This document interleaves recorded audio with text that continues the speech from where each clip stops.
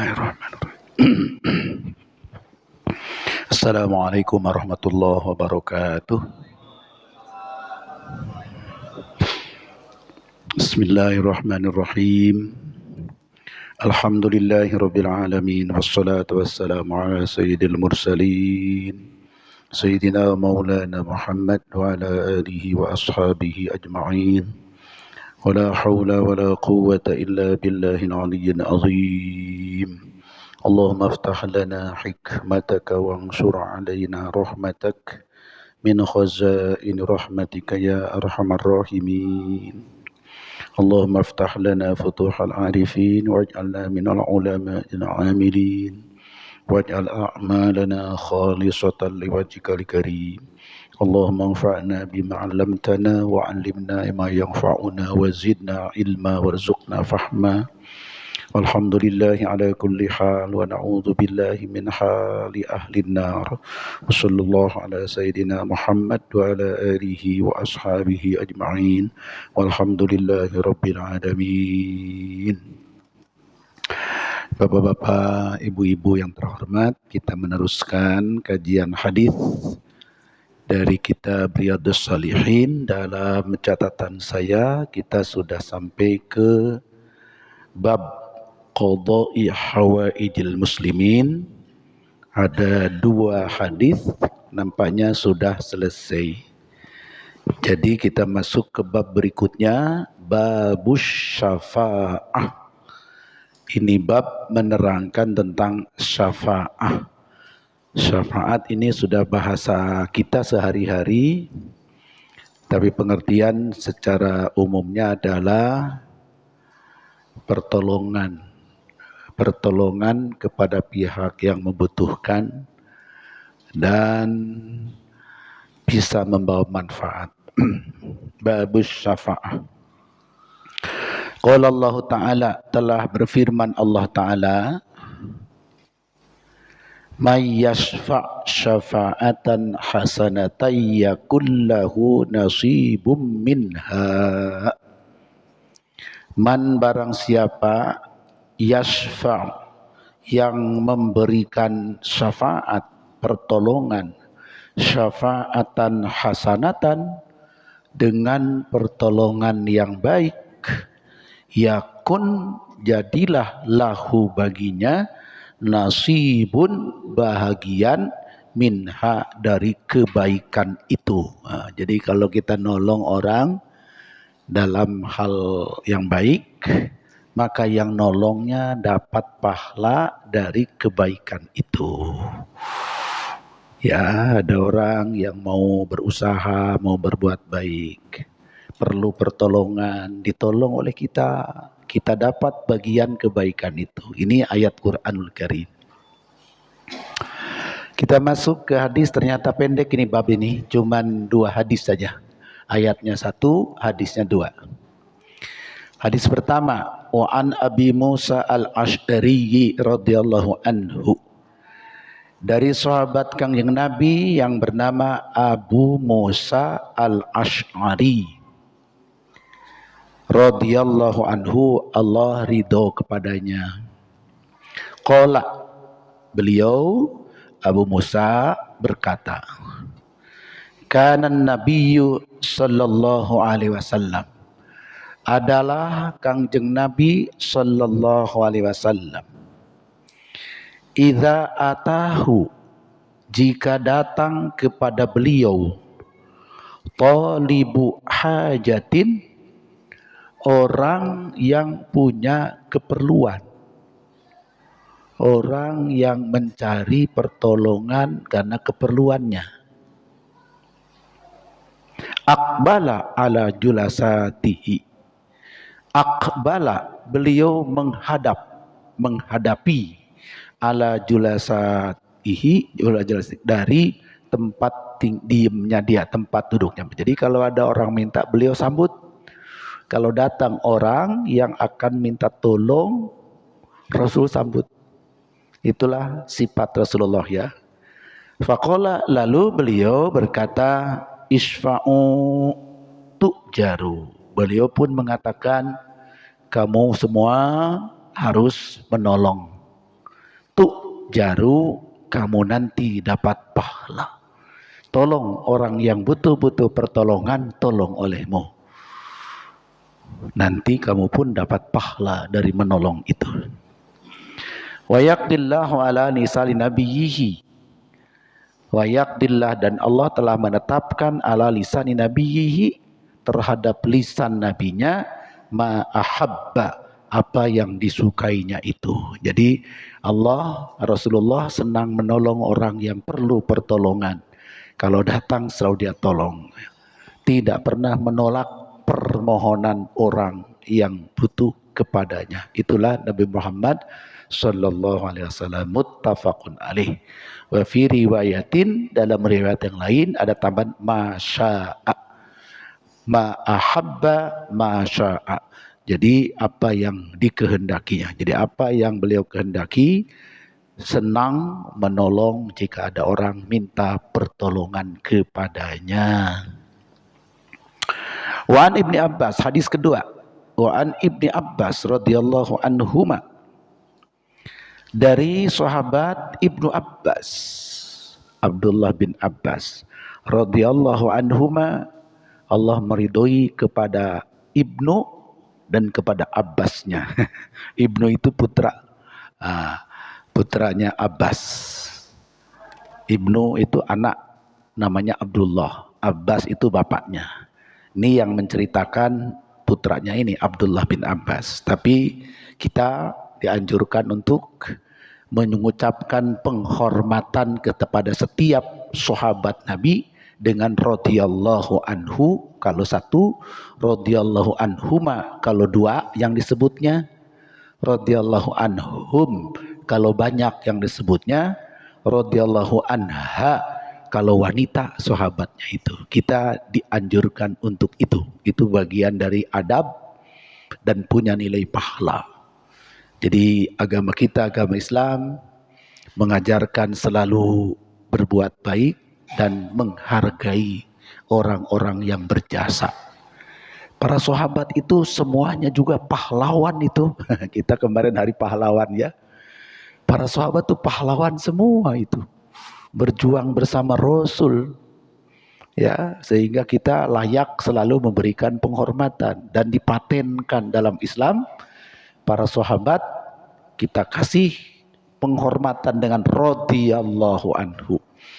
Jadi ini prinsip menghormati pahlawan itu dalam Islam sudah sejak awal. Para nabi, para rasul itu pahlawan juga. Pahlawan dalam pengertian Islam ya, mungkin pahlawan dalam pengertian nasional itu agak sedikit. Tapi tujuan utamanya adalah orang-orang yang berjuang dengan berani berkorban dalam menegakkan kebenaran. Terhadap para nabi, Islam dari awal diperintahkan mengucapkan salam alaihi salam. Itu penghormatan kepada para orang yang berjasa, kepada para orang yang berjasa. Ya, di akhir doa ada kalimat wassalamun alal mursalin. Itu penghormatan kepada setiap para rasul, semua rasul. Itulah Islam betul-betul universal dan menghormati setiap orang yang baik Nah ini radhiyallahu anhuma ditujukan kepada Abdullah yang meriwayatkan hadis ini, juga kepada ayahandanya Abbas radhiyallahu anhuma. Fi qissati Barirah wa zaujiha. Ibnu Abbas menceritakan sekelumit tentang kisah orang yang bernama Barirah. Ini perempuan nih. Wa zaujiha, dan suaminya. Qala, beliau mengatakan, Ibnu Abbas mengatakan begini. Qala lahan nabiyyu sallallahu alaihi wasallam. Qala, Nabi pernah berkata, bersabda, laha ke Barirah, ke ibu Barirah, seorang wanita, ke Barirah. Roja'tihi, rujuklah kau kepada suamimu itu. Rujuk itu orang bercerai balik gitu. Rujuklah kau wahai Barirah kepada suamimu itu.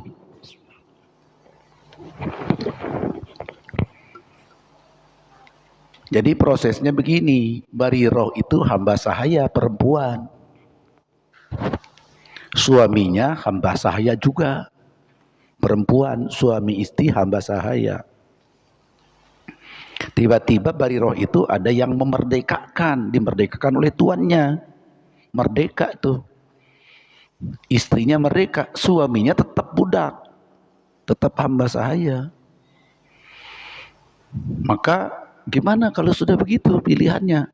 Tetap berlanjut suami istri atau cerai? Secara hukum saat itu bisa cerai itu. Karena istrinya sudah lebih naik derajatnya jadi manusia yang merdeka. Suaminya hamba sahaya tetap. Karena oleh tuannya tidak dimerdekakan. Barirah dimerdekakan. Jadi secara hukum saat itu bisa cerai. Tapi Rasul pesan ke si istrinya itu, ke Barirah, roja'tiha. Ti dipanjangkan menunjukkan kepada perempuan. Roja'tiha. Kembalilah. Roja'tihi.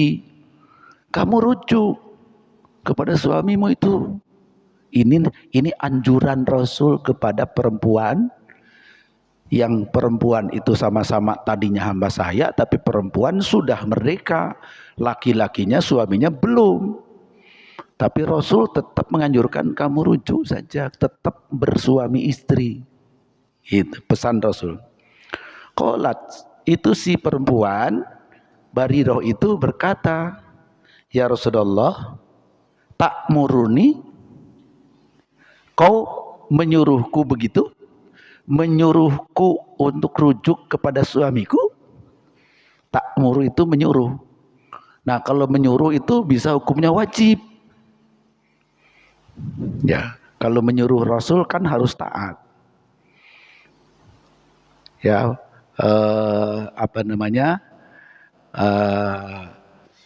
apa yang diperintahkan Rasul ditaati, yang dilarang harus dicegah. Wa ma atakumur rasulu fakhudhuhu wa manahakum anhu fantahu. Itu ayat Quran.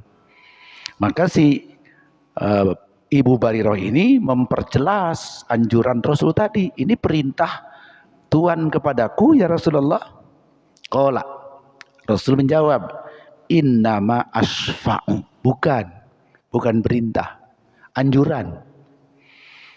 Nah, maka kata-kata syafaat ini bisa sifatnya wajib, bisa sifatnya sunnah, tapi memberikan anjuran kepada kebaikan. Itu termasuk syafaat. Qala innama asfa'u. Bukan perintah, cuman anjuran saja dariku.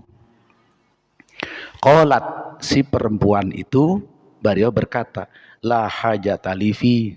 Saya, kata si perempuan, sudah tidak membutuhkan lagi suami. Ternyata tidak mau, tetap cerai. Rasul cuman anjuran, tapi menganjurkan saja walaupun tidak ditaati. Kalau sifatnya anjuran itu sudah berbuat baik. Jadi Bapak juga kalau menganjurkan orang kepada kebaikan, kalau yang dianjurkannya belum nurut, nggak usah ngambek. Saya kan maunya kamu gini baik, nggak kita ngambek. Kalau niatnya baik nggak usah ngambek, itu urusan dia. Diterima atau tidak, dilaksanakan tidak. Kalau kita tujuannya nasihat baik, cukup nasihat baik. Gitu. Jadi contoh Rasul aja menganjurkan ke Ibu Barirah itu, Barirahnya nggak mau. Aku udah nggak cinta sama suami, sama suaminya masih suka barangkali. Aku nggak mau lagi, udah putus aja. Nah, jadi soal diturut tidaknya itu urusan orang itu. Tetapi anjuran kebaikan itu sudah berbuat baik. Jadi kalau kita sudah menganjurkan kebaikan kepada pihak lain, soal dituruti, ditaati itu urusan orang lain. Tapi kita sudah berbuat baik dengan cara menganjurkan solusi yang baik. Begitu ya. Nah, inilah hadis riwayat Imam Bukhari. Jadi kesimpulan, syafaat itu memberi petunjuk, memberi pertolongan yang baik, memberi solusi yang baik kepada orang lain. Itu termasuk yang dianjurkan. Jika anjuran baik itu diikuti, lalu yang mengikuti itu dapat kebaikan, yang menganjurkannya dapat bagian kebaikan juga. Jadi berarti kita disuruh proaktif ya terhadap sesuatu. Kalau itu baik, anjurkan kebaikan. Dituruti tidaknya urusan dia. Tapi kalau diturutin kebaikan itu lalu dapat pahala, maka yang menganjurkannya, yang menyarankannya itu dapat bagian pahala kebaikannya. Begitu, wallahu a'lam bissawab. Selesai bab as-syafaati. Karena masih ada waktu, kita terusin ya bab berikutnya. Babul islahi bainan nas.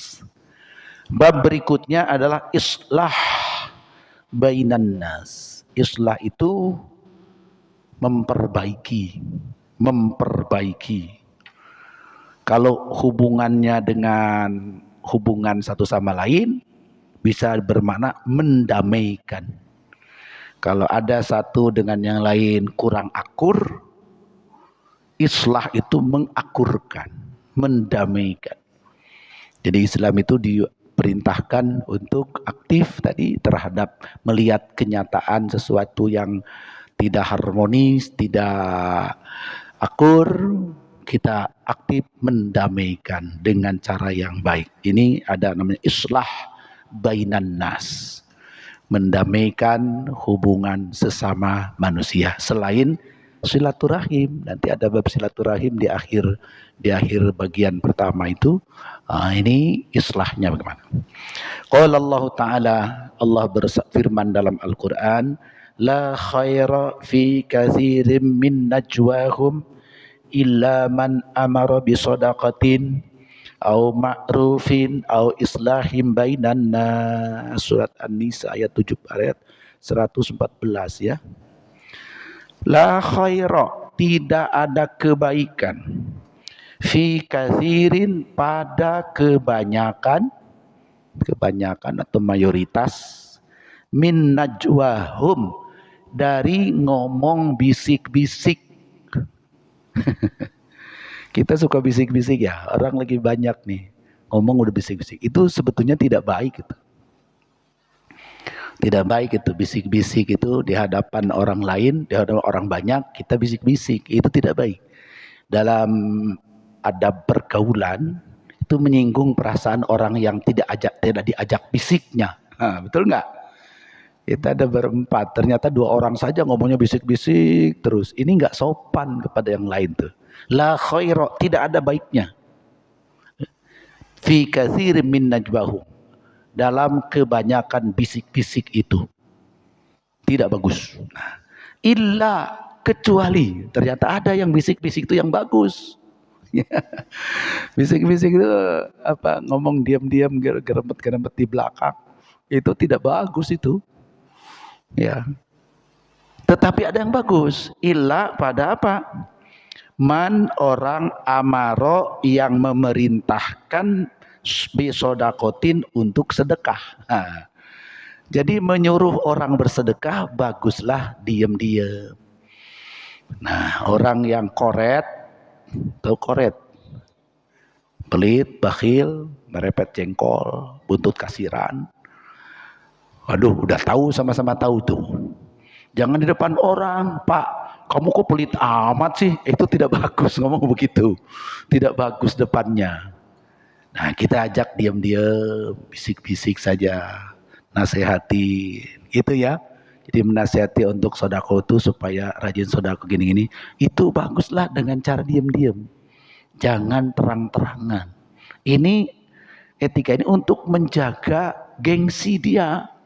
Kalau di depan orang dicaci maki, kamu mah bakhil koret banget nih, kamu pelit banget depan orang, tersinggung orangnya itu. Tapi diam-diamlah nasihatin itu. Amaro, memerintahkan supaya mau sodako dengan cara diam-diam. Begitu ya. Apa ini juga teorinya Pak Prabowo kali ya? Pak Prabowo, hei yang korupsi, kembalikan itu hasil korupsimu. Diam-diam juga enggak apa-apa. Bisa saja nanti dimaafkan kalau dikembalikan semua. Mungkin tujuannya supaya nggak usah gembar-gembor, nanti orang ahli korupsi itu diam-diam dikembalikan semuanya gitu ya. Dari sisi akhlak mah bagus, tapi dari segi hukum itu menyisakan problem. Gitu, segi hukum problem. Lah korupsinya ulah melanggar hukum, harus dikenakan sanksi pidana. Gitu. Walaupun dikembalikan, dia sudah merugikan banyak orang ke negara itu. Tapi secara moral mah untuk menghindarkan jangan mempermalukan orang yang telah berbuat dosa, yang penting dia tobat lalu kembali. Jadi menasihati supaya sodako itu kata Rasulullah bagus kalau kita diam-diam gitu, tidak gembar-gembor. Nanti orang tahu-tahu orang itu baik banget padahal hasil dinasehati itu tadinya mah jelek, tadinya mah pelit. Ada orang diam-diam menasehati, jadi orang yang pemurah yang baik. Nanti orang lain taunya dia pemurah aja, nggak usah tahu bahwa tadinya dia pelit, nggak usah tahu. Gitu. Ini Al-Quran ya. Illa man amar bisat au ma'rufin, atau memerintahkan orang supaya berbuat baik. Tadinya kelakuannya buruk. Ya, lalu kita diam-diam nasihatin diam-diam supaya jadi baik. Tuh bagus tuh, diam-diam seperti itu. Ya. Au islahin bainan nas, atau mendamaikan di antara sesama orang yang berselisih. Jadi kita diam-diam datangin yang satu, tujuannya supaya mengembalikan hubungan yang tadinya putus, yang tadinya tidak baik menjadi baik. Mendamaikan seperti itu bagus secara diam-diam. Tapi mendamaikan itu suatu hal yang sangat penting, sangat dianjurkan ya. Jadi ini ayat yang menerangkan teknis berbuat baik, mendamaikan orang. Kata Al-Quran, walaupun dengan cara diam-diam itu bagus. Sementara ngomong kasak-kusuk diam-diam bukan untuk kepentingan yang tiga tadi, itu tidak bagus. Untuk menuju kepada ngajak orang kepada kebaikan, mengajak orang kepada sedekah, mendamaikan orang yang berselisih, walaupun diam-diam tujuan seperti itu bagus. Itu ayat Quran surat An-Nisa. Wa qala ta'ala, Allah berfirman lagi masih surat An-Nisa ayat 128, wasulhu khair.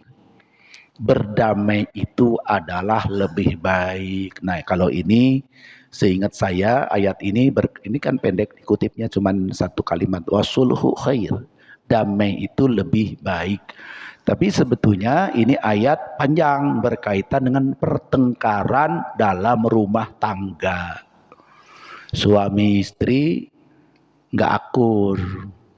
Ternyata apapun alasannya, kalau mereka mau damai itu bagus, maka as-sulhu khair. Damai itu adalah lebih baik. Ayat Al-Quran. Ayat ketiga, wa qala ta'ala fattaqullaha wa aslihu dzata bainikum. Al-Anfal ayat 1. Fattaqullah, hendaklah kalian bertakwa kepada Allah, wa aslihu, dan damaikanlah oleh kalian dzata bainikum, sesama kalian itu. Jadi Islam mengajarkan perdamaian. Cuman dulu saya agak kritik sedikit waktu tahun 2000-an, awal 2000-an. Punten, ada tentara nggak di sini ya? Ada TNI nggak? Itu di Kodim Tangerang, di apa namanya, Koramil. Ada tulisan gede banget nih. Damai itu indah. Masih ingat nggak Pak? Poster di mana-mana itu. Damai itu indah. Oh, jadi slogan itu. Bagus sih. Cuman agak ngeritik saya sedikit. Kalau Bapak melanggar lalu lintas di jalan, lalu bilang damai aja ya, damai aja.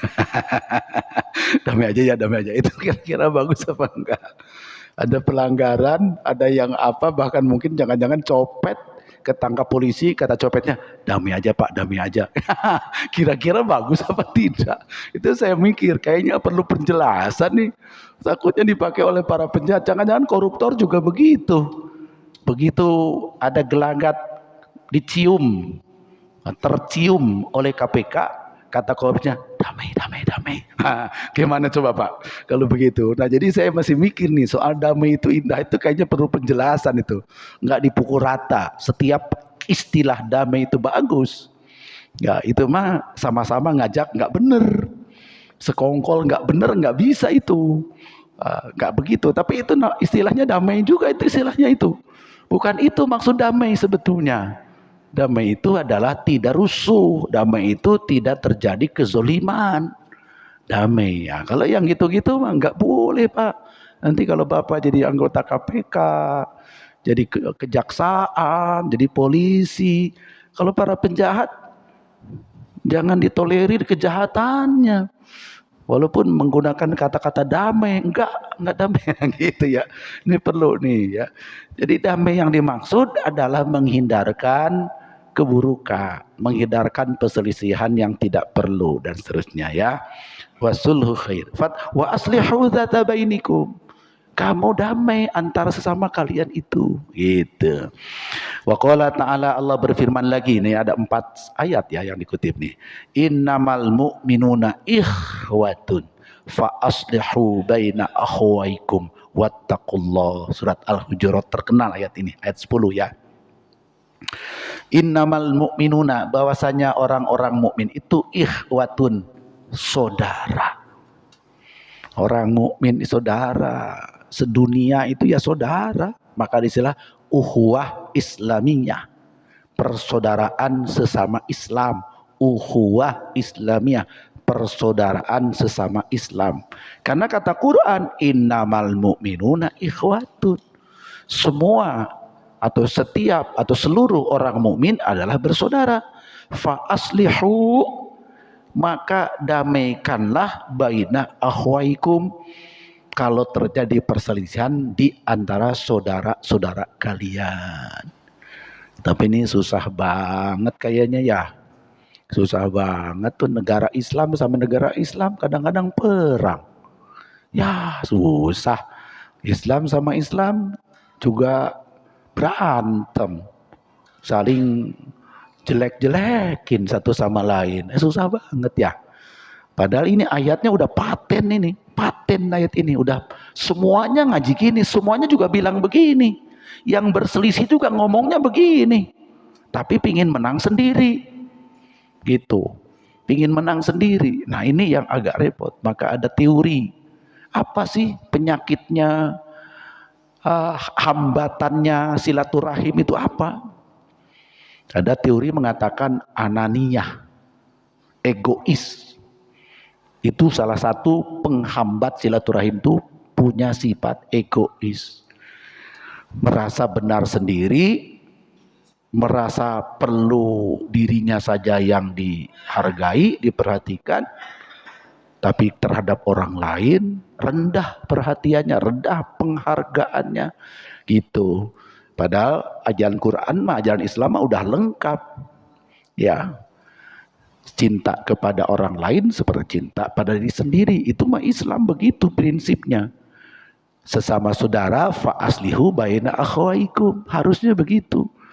Tapi susah banget ya, susah banget dari generasi yang sampai sekarang menyatukan. Pada andai kata bersatu, wah Islam itu kuat. Tidak bisa dikalahkan kalau umat Islam bersatu ini ya. Nah jadi pesan Al-Quran sangat-sangat jelas. Innamal mu'minuna ikhwatun fa aslihu baina akhwaikum. Bahwasanya orang mukmin itu adalah bersaudara, maka damaikanlah jika ada perselisihan di antara sesama saudara kalian. Ya. Dulu Indonesia mau perang sama Malaysia itu. Satu rumpun Melayu, ya, satu agamanya sama, tapi tahun 60-an, 60, mungkin 62 ya, sampai 65 ya, itu mau perang. Saya waktu itu SD, Pak. Saya lomba nyanyi di kecamatan, masih SD. Lagunya apa? Lagu Majulah Sukarelawan. Ada sukarelawan dulu itu. Uang waktu itu ada gambar sukarelawan, sukarelawan uang. Waktu berubah dari 1.000 ke 1 rupiah. Tapi uang yang paling bagusnya 1 rupiah, gambar Bung Karno warnanya merah. Dulu kalau orang punya uang itu 1.000 rupiah, 1 rupiah yang warna Bung Karno merah, lalu bajunya itu namanya kain tirilin. Tirilin tahu nggak, Pak? Tetoron, tirilin. Tetoron yang tirilin itu kayak remang-remang. Taruh di saku ini. Waduh, duit gambar Soekarno tahun 63, 64 lah. Saya masih ingat itu ya. Indonesia ganyang Malaysia di mana-mana. Saudara kita suruh ganyang mengganyang. Saya masih ingat di masjid itu ceramah Babinsa, Pak Sersan siapa lupa lah, di masjid itu. Kita harus menyiapkan sukarelawan karena bisa jadi kita perang dengan Malaysia. Malaysia itu kecil, Singapura kecil, tapi di belakangnya ada Inggris gitu. Itu kata Babinsa itu di masjid. Kita harus perang. Itu saudara sama saudara itu. Untung nggak jadi. Sampai Pak Hamka itu dituduh pengkhianat. Gara-gara Hamka sering ngasih pengajian di Malaysia.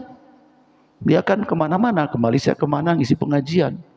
Pak Karno itu tidak suka itu. Deket-deket dengan Malaysia tidak suka. Mau diganyang tuh Malaysia. Kalimantan Utara itu, Kuching, Brunei, mau dilibas sama Bung Karno. Disiapkan tentara yang kuat, mau dilibas. Ya waktu itu, karena namanya politik ya, udah terpukau aja rakyat rata-rata. Tapi para cerdik pandai, para ulama mikir, kenapa kita musuhan sama Muslim? Nah, begitu Bung Karno lengser, tidak jadi menyerbu Malaysia, diadakanlah hubungan baik langsung. Pak Harto ketika memimpin, utuslah Ali Murtopo. Ali Murtopo datang ke Malaysia. Kita nggak jadi perang, kita saudara kok. Nah itu, maka dulu Ali Murtopo nempel terus ke Pak Harto itu, diantaranya jasa diplomasi, mendamaikan kembali Indonesia dengan Malaysia. Zaman dulu nih ceritanya gitu tuh. Wallahu a'lam bishawab. Tetapi permusuhan sama Muslim itu dilarang banget oleh agama. Harus damai. Irak sama Iran itu, waduh, perangnya seperti apa. Jadi kita sedih mendengar begitu. Maka Islam sama Islam kok begini. Pada Qur'annya jelas. Mereka pakai Qur'an juga sama. Innamal mu'minun ikhwatun fa aslihu baina akhwaikum wattaqullah. Baik, itu adalah ayatnya. Sekarang masuk satu hadis saja ya, kayaknya udah mau habis waktunya nih. Wa an Abi Hurairah radhiyallahu anhu, dari sahabat Abu Hurairah radhiyallahu qala Rasulullah sallam. Kangjeng Rasul bersabda, kullu sulama minan nas alaihi shadaqatun. Kata Kangjeng Nabi, setiap persendian tulang badan manusia alaihi shadaqatun, itu mesti disedekahi. Jadi bahasa kiasan itu, tubuh kita harus disedekahi. Tapi ini nanti kesimpulannya makna sodakoh yang sangat luas. Badan kita mesti disodakohi. Setiap ruas tubuh itu, kata sebagian riwayat ada 360 ruas tubuh kita ini. Kalau dilepas-lepas, nih tangan, butuh tangan, lepas-lepas semuanya 360 sulami. Kita, kata Rasul, mesti sodakohan. Kulla yaumin tatlu fi samsi, setiap hari di mana hari itu terbit matahari. Jadi setiap hari tubuh kita mesti disedekahin. Dengan apa? Dengan amal ibadah, amal soleh, sama dengan sedekah tubuh itu. Kemudian diantaranya ya'dilu bainal itsnain shadaqatun. Mendamaikan dua orang yang berselisih itu sedekah. Dapat pahala sedekah kalau Bapak mendamaikan perselisihan dua orang di antara kita. Wa yu'ina rajula fi dabbatihi, menolong orang dalam dabah, dalam kendaraan, dalam hewan kendaraannya, fayahmiluhu alaiha, lalu dibantu mengangkatkan bawaannya, au yarfa'u lahu, atau diangkatkan untuknya, alaihi baginya, mata'ahu, barang-barangnya, bawaannya, sodakotun, itu pun sodako. Ada orang belanja di pasar, ibu-ibu bawaannya banyak amat, mau ngangkat susah, kelihatan sama kita, ditolong, sini nek saya tolongin, bu tolongin, angkatin, sudah jalan. Itu sedekah itu. Kita nolong yang repot begitu sedekah itu. Ya, ada orang tukang becak, penumpangnya gendut, kena tanjakan di jalan Danau Tondano, mau naik susah, kelihatan, didorong mundur lagi, berat, kelihatan sama kita, dibantuin dorong, sedekah itu. Jadi itu menolong kesulitan orang lain yang kelihatan sepele, itu sedekah kata Rasul. Wal kalimatut thayyibah sedekatun, omongan yang baik itu sedekah juga. Maka hati-hati, jangan ngomong yang jelek, berarti kebalikan dari sedekah. Omongan yang baik, kalimat thayyibah. Kalimat thayyibah itu maknanya banyak, Pak. Kalimat thayyibah yang paling besar adalah kalimat la ilaha illallah. Kalimat thayyibah, kalimat syahadat, kalimat istighfar itu sedekah. Kalimat sesama kita untuk menasehati kepada kebaikan, ya, untuk menyenangkan orang lain dalam kebaikan, itu sedekah. Ada tetangga, anaknya baru diwisuda. Jadi apa? Jadi tentara letnan 2 di Akabri, tetangga kita. Mungkin senang tuh orang tuanya. Kita ucapkan selamat ya putranya jadi perwira TNI. Itu ngomong begitu sedekah itu. Karena kalimatnya baik, orang yang diucapannya juga senang. Terima kasih atas doanya, mudah-mudahan berkah. Jadi kalimat yang baik-baik begitu itu sedekah. Maka tradisi kita juga ada ucapan, suka saling mengucapkan selamat kan. Kalau ada apa selamat, nanti lebaran. Minal aidin, mohon maaf lahir batin, selamat. Jadi mengucapkan selamat kepada orang yang dengan kata-kata itu menyenangkan dan baik, tidak bertentangan dengan syariat, itu masuk sedekah. Gitu ya. Orang yang pulang haji, pulang umroh, kita ucap selamat ya mabrur. Bapak kalau di Madinah, di Mekah, itu ketemu orang kita, kalau di mana Indonesia misalnya, Indonesia, oh mabrur, wah gitu sedekahnya. Itu kata-kata baik sebetulnya. Itu kata Rasul, sedekah itu ngomong baik, kalimat thayyibah itu baik. Wa bi kulli khutbatin yamshiha ila shalah sedekatun. Setiap langkah kaki menuju ke masjid itu sedekah juga. Setiap langkah itu sedekah, punya nilai sedekah. Jadi sedekah itu sesuatu amal baik yang oleh Allah pasti diberi ganjaran. Ternyata jenisnya itu banyak sekali, tidak terbatas oleh harta. Maka di sini bedanya antara sedekah dan infak. Kalau infak itu harta, Pak. Infak itu duit atau benda. Tapi sedekah itu tidak selalu harta. Seperti tadi menolong orang sedekah, ya. Bahkan senyum itu ada hadisnya, kepada saudaranya, ya, itu sedekah. Suka Bapak Ibu senyum ya? Suka senyum enggak? Maka jangan pakai masker ya. Biar senyumnya kelihatan. Senyum kepada sesama jemaah itu sedekah. Maka mengapa saya ngikutin kebiasaan kalau habis sholat berjamaah jabat tangan? Karena di situ ada beberapa kebaikan. Jabat tangannya kebaikan, sambil solawatnya kebaikan, senyumnya kebaikan. Maka saya nggak mau tinggalkan itu kalau mau, tapi kalau tidak mau jangan dipaksa. Tapi di situ ada kebaikan, itu dari sedekah, Pak. Wajhun tolik dalam bahasa Arabnya, menampakkan muka yang jernih terhadap sesama saudaranya, sedekah itu, Pak. Maka saya kalau di masjid ada salaman saya selalu ikut, Pak. Saya jemaah, sebagai jemaah lihat imamnya salaman saya ikut salaman. Ya, ada juga orang yang langsung pergi sih. Duduknya paling sini, di sini duduknya. Begitu mau salaman langsung pergi. Ada juga yang gitu. Ya nggak apa-apa sih. Tapi bagi saya itu mubazir, itu kebaikan dibiarkan. Padahal kalau mau saja saat jabatan, nempel tangan sudah baik. Sambil sholawat sudah baik. Senyum muka baik. 3 sodako itu. Ternyata yang disalamin itu ada 20 orang. 20 kali 3. So, berapa itu? Maka saya bilang suka, orang kok bukan Rasul nggak lakukan. Siapa bilang Rasul nggak lakukan? Cuman Rasul mungkin nggak tiap habis sholat. Kenapa? Karena kalau Rasul tiap habis sholat nanti jadi hukum.